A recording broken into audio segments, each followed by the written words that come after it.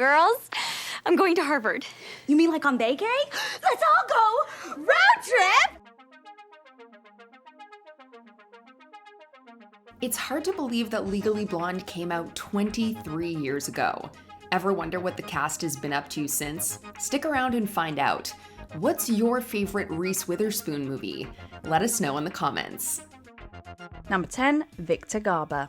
They say that Canadians are the nicest people. But as nice a guy as Canadian actor Victor Garber may be in real life, to Legally Blonde fans, he'll always be Professor Callahan, the distinguished law professor who turns creepy jerk and hits on Elle. You're a beautiful girl. So everything you just said? I'm a man who knows what he wants. In the decades since Legally Blonde, Garber has been seen in movies and television, including a recurring role as Martin Stein / Firestorm on a number of DC series. Jefferson, I don't think I can do this. In case you haven't noticed, I'm an old man. Yeah, true, but you got this, great. In 2021, Victor came back to the law, playing Harry Svensson, the patriarch of a dysfunctional family of lawyers in Family Law. No other lawyer in town would touch you, not even your own firm. What do you want me to say? How about, thank you, Dad? Number 9, Holland Taylor. Those of you in the front row, beware. Like Victor Garber, Holland Taylor has been in the business for about 5 decades, and like Garber, she too played a professor in Legally Blonde. Although she throws Elle out of class for being unprepared, Taylor's Professor Stromwell turns out to be more encouraging than anticipated. If you're going to let one stupid prick ruin your life,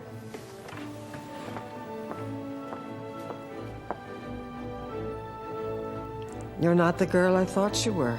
In the years since the film's release, Taylor has made headlines for dating Sarah Paulson and earned Emmy nominations for playing Charlie and Alan's mum on 2.5 Men. In 2021, she returned to a professional role playing Professor Joan Hambling in Netflix's comedy drama series The Chair. You look at your evaluations yet? Yes, And what did they say?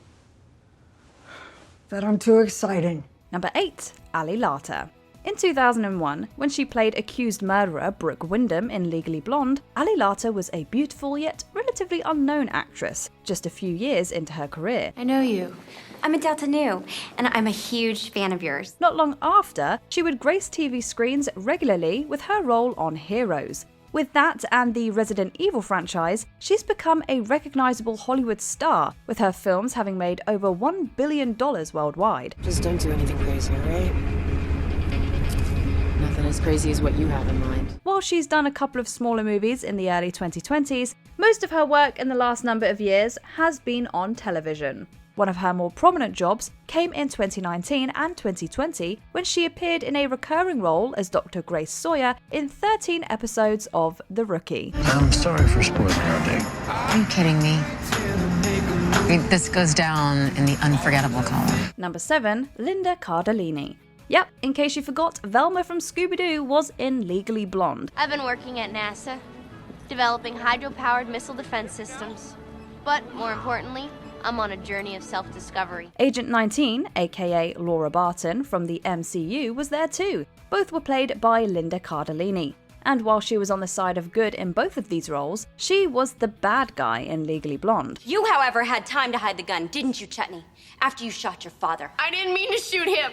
I thought it was you walking through the door. We barely recognise Cardellini with a perm as Chutney Wyndham, the one actually guilty of the crime of which Brick Wyndham was on trial for. Along with a television turn for Agent 19 on the Hawkeye series, Cardellini also recently starred in the Netflix dark comedy series Dead to Me. Your food is amazing.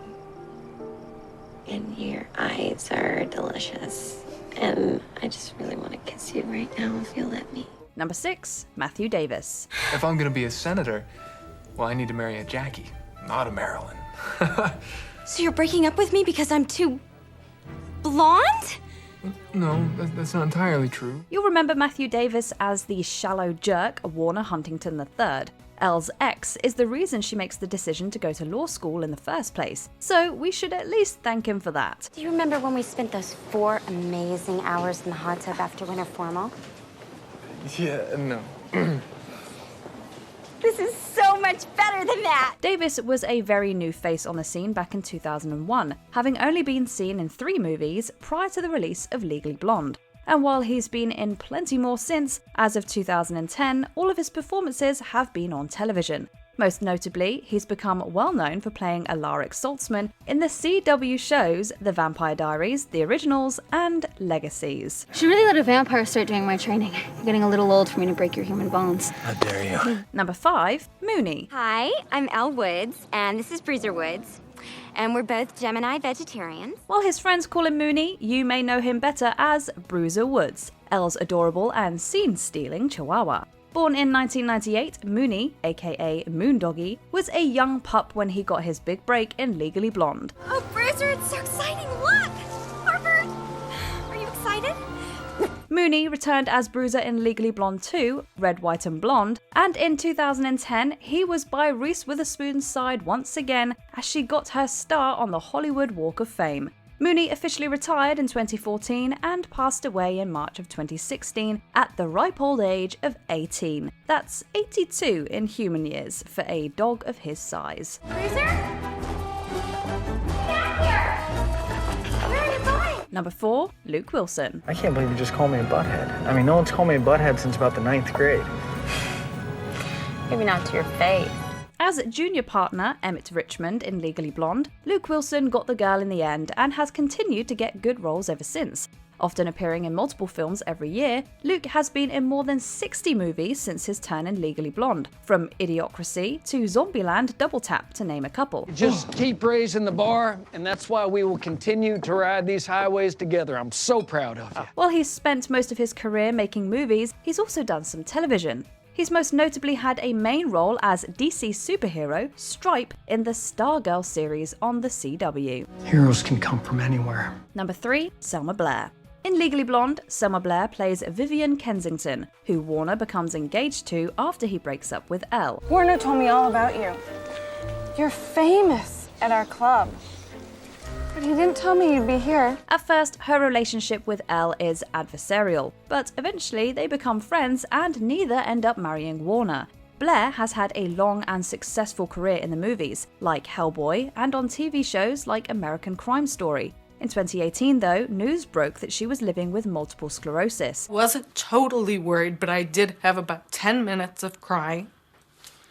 And then immediately got on the phone with my manager because I had to be in Atlanta the next day to finish a movie. In 2021, Blair was featured in a documentary called Introducing Selma Blair, which followed the actress around as she learned to live with the disease. Blair returned to the limelight in 2022 as a contestant on Dancing with the Stars. What the world needs.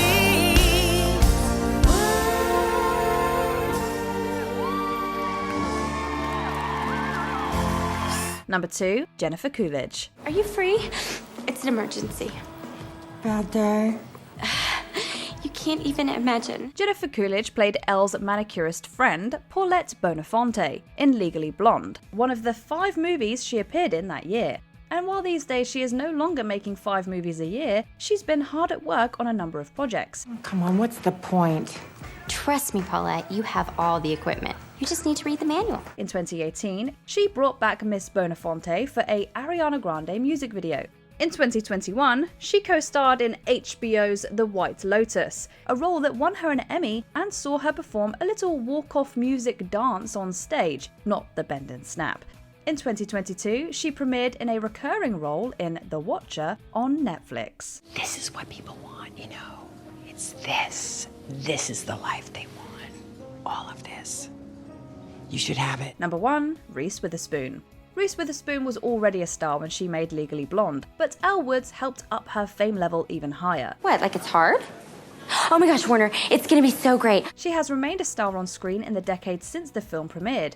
In the mid-2010s, Witherspoon became a power player behind the scenes as well. Reese co-founded the media company Hello Sunshine with the goal to produce female-driven content and stories, and she has seen plenty of success doing exactly that. Representation matters, seeing women in leadership positions matters, It just matters. From starring in and producing Big Little Lies at HBO and Little Fires Everywhere at Hulu, to producing one of the surprise hit films of 2022, Where the Crawdads Sing, Witherspoon has been busy. But hopefully not too busy to make Legally Blonde 3. It's funny. Crazy to revisit and play that character again. I know. How is she different today? I don't know, and so many things have changed, but then some things are just so... Did you enjoy this video? Check out these other clips from MsMojo, and be sure to subscribe and ring the bell to be notified about our latest videos.